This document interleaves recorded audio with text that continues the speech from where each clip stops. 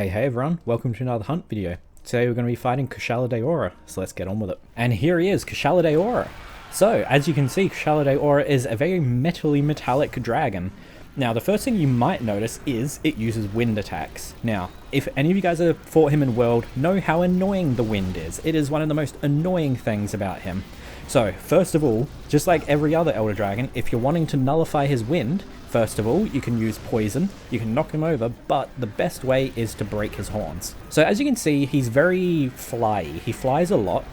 You can, flash him out of the sky if you bring flash bombs. So I would definitely recommend bringing some flash bombs. I, of course, didn't bring any because I kind of forgot. So Kushala Daora is a second gen monster who's actually the flagship of, I can't remember which Monster Hunter game it was, but he is flagship of one of them. But he was introduced, I guess he would probably be in Monster Hunter Freedom 2 because his first game was Monster Hunter Freedom 2. Then he's been in Freedom Unite 4 Ultimate Generations, and then the last game, and World, and then the last game he was in was Rise. He hasn't been in Wilds because, they haven't added any Elders into Wilds.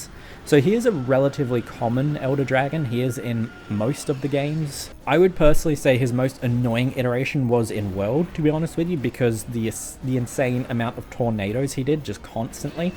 I absolutely hated that. Any of you guys that have fought him in World know exactly what I'm talking about. It was terrible. So as you can see, he flies way more than I remember, so definitely bring some flash bombs because this is quite annoying. So the parts you can break on Kushala Daora, like I said, is the head. You can also break the wings, and you can obviously cut off the tail as well. You can't cut off much. This is like a little nub, but you can cut a little bit off, so reduce a bit of distance, that sort of stuff. Now I would personally say Kushala Daora is probably a good monster to do with friends, especially because then the aggro will be split between multiple people, because it can be a little bit annoying when you have him just constantly aggroed on you, especially within this where you get hit by the wind like that and then he knocks you over. Personally, Kushala Daora is my least favorite Elder Dragon simply because of the wind. I really hate it. It's so annoying. So I'm so hoping that I can break his head at some point. In this game specifically, he's weakest against Dragon and then Thunder. So obviously Dragon is probably better. Like I'm using Dragon. Like he is weaker against Dragon, just like every Elder Dragon. But he is also weak against Thunder if you don't have a good dragon weapon. But he is weaker against Dragon, so if you do have a good dragon weapon, that is probably better to bring. Obviously, if you don't have Dragon or Thunder, just bring Roar or some kind of element, whatever it's called. So, you can bring Poison, whatever. Actually, Poison probably would be good because then you can temporarily stop him, because as you can see, I can barely hit him. Honestly, I'm pretty much never hitting him. So I wouldn't be surprised if this takes forever to actually do this. Hopefully I can actually do the damage. Now I'm actually quite surprised on his ranking for the 20th anniversary top choice thing. He came 47th, which is honestly surprising to me. I mean, I know he's been in quite a few of the games. He's quite popular in that sense, but I feel like after World people would probably hate him just because how annoying he was in World with the thousands of tornadoes. And this fight, I really do hate this fight. I'm just being honest with you guys. I do not like Kushala Daora at all. Now Kushala Daora does have a couple other versions. In this game he only has one other version. So in this game there is another version which isn't technically named, but it is a separate one, which is Rusted Kushala Daora, which is a Kushala Daora, but well, as it says in the title, rusted version. And in the mainline series there's only one other version, which is Risen Kushala Daora, which was in Rise. Other than that, there aren't any more mainline versions of him. There are a couple in Frontier and all of that, but not mainline. I do really wish I did bring flash bombs because that would help a lot, because when you flash him down, he doesn't have the wind aura around him when he's on the ground. So you get to do a lot of head damage, so then you can hopefully break his head in that time. Because right now, I'm not able to do head damage, so that is a must. If you guys are watching this and you're going to be fighting Kushala, bring flash bombs. You need them. Unless you're ranged. I don't know if you can get away with not getting hit by the wind as ranged. I would assume it's a lot easier to not be hit by it, but if you're a melee user, you definitely want to bring them at least. You can also, of course, get the skill for Wind Negate if you just want to do that, so you can make a specific build maybe to fight Kushala or something. That is something that you could do. I remember doing that in World because I hated the wind. I didn't think about doing it in this game though, I kind of forgot. Now, obviously, if you fought him in future games and specifically World and all that, he is relatively more simple in this game, like as every monster is, but especially in the fact that he doesn't do the tornadoes around him the whole time. Like, he doesn't do them at all in this game as far as I'm aware.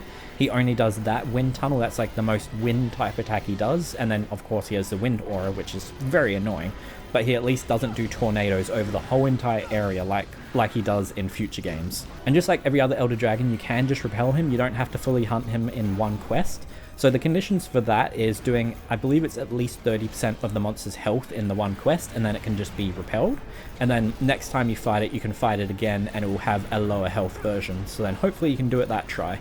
But you do also get a couple tries. I'm not sure if it's 2 or 3, but you can retry it multiple times, but there is a point where if you don't do it, it will reset. And also when you start the repelled quest, it will have a certain amount of health, which is less. So if you've repelled it, and then you repel it again, even if, let's say, you had it down at 500 health, the health will go back up to the minimum threshold it is. So if you weren't able to repel it a second time, basically next time you're going to have to do more damage because it's not going to have the same amount of health it did the second time after you repelled it. And just like majority of monsters, and specifically Elder Dragons, his best hit zone will be his head. It is also the most dangerous, especially with his wind aura, which I've luckily knocked out for a little bit because I knocked him over. So we've got to get some extra damage in until, there we go, he'll probably get it back now, I'd assume. But yeah, so like if you're wanting to get the best damage possible, go for his head. But of course, when he has the wind aura up, it's the most dangerous time. Obviously, if you've broken his head or you've nullified it, it's not as risky. It's just really risky at his head when he has the wind aura because you can get knocked over and then he can do that attack and just absolutely destroy you. Especially if you don't have the best gear, because like, you know, I don't know how much damage that would do, because this is a G rank one, by the way, so like, you know, I don't know if you'll die really quickly or not. The one thing with the wind aura is it probably will be challenging to get to the damage threshold to repel him, or, you know, hunt him, whatever you're doing, because he's constantly knocking you around, because I'm starting to think that I haven't done much damage, because honestly, I've barely hit his head. So I'm just going to say it now. The things that you need, like, are a must for this quest is definitely flash bombs. Bring the materials to craft more, so bring a book of combos or 2. Like, really, like, you really want that because you're gonna have to have it. It seems so annoying. In my opinion, at least, the flash bombs are a must. Just then you can knock him out, because like, now he's got his wind aura back, I'm gonna barely be able to do damage to him. And with the flash bombs, as I said earlier, when you do the flash bomb, he doesn't have the wind aura while he's knocked down, which gives you a massive chance to do head damage. We've only got just under 10 minutes until he's supposed to be repelled, so we'll see if we do it or not. Okay, we've knocked him down again. We've gotten some good hits in here because we managed to nullify his wind a second ago from knocking him down again. From before, I mean, and now I'm getting to actually finally do some damage on him. Now that flying scream sweep attack can be quite annoying, especially if you're knocked over, because he's doing it in a sweeping movement. And if he goes for, like, you know, let's say he's going for someone near you, you might still get hit because he's sweeping it across the area. So you really got to watch out for that. I mean, his moveset is pretty basic, as you see. Like, you know, he has the jump back, the wind tunnel, the run, the flying wind tunnel, sweeping move. Like, there's not really that much, especially compared to newer iterations of him. But like, the worst thing is his wind aura when he knocks you over, because if you're by his head, then he's probably going to do the wind tunnel or the run. And when he does that jump back move as well, you've probably seen it sometime in this episode, he can do a wind attack as well. It's just not always. Oh, damn it. I'm not really sure what the conditions are for that. He just does it like that. He does that and then flies up. We've only got about a minute until he's supposed to be repelled, so hopefully we've done enough damage. We're going to find out very soon. One thing with Kushala is once you get rid of his wind aura, like right now, I haven't fully got rid of it. It was just from him being knocked down. Oh, there we go. Head broken, finally. Like in the last 30 seconds of this quest, we finally did it. Now he won't be able to get his wind aura back. But like, once you get rid of his wind aura, he is pretty easy, because like the main gimmick with him is his wind aura. But after that, his moveset is so basic that you probably won't have any issues, because he just spams this. He just does the front like wind attack.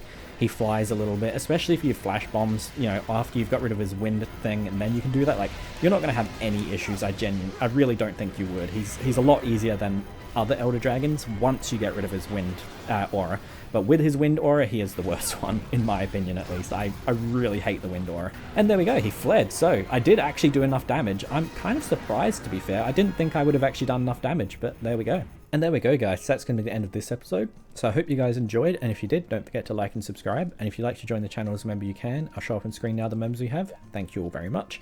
And yeah, I'm very glad that Kushala's over. I don't have to do it again. That was very annoying. I hate the wind so much.